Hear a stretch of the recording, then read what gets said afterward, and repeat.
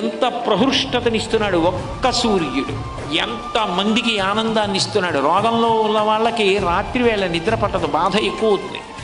తెల్లవారేటప్పటికీ బాధ మరిచిపోతారు. 10 మంది నిద్ర లేచేటప్పటికీ ఒక ఊరట. సూర్యుడు ఇంతమందికి మంగళప్రదుడు, అంటే ఇంతమందికి ఆనందకారకుడు అయ్యాడు. పరబ్రహ్మము నీ కన్నుల ఎదుట ప్రకాశిస్తూ ఇంతమందికి ఆనంద కారణమైంది. నువ్వెందుకు ఆనంద కారణము కాలేవు? నువ్వంటే మీరు కాదు, నన్ను నేను ప్రశ్నించుకుంటున్నది. నేను ఆనంద కారణము కావడానికి నాకు ఇది లేదు అనడానికి లేదు. భగవంతుడు ప్రతి వారికి ఏదో ఒక విభూతిని ఇచ్చాడు.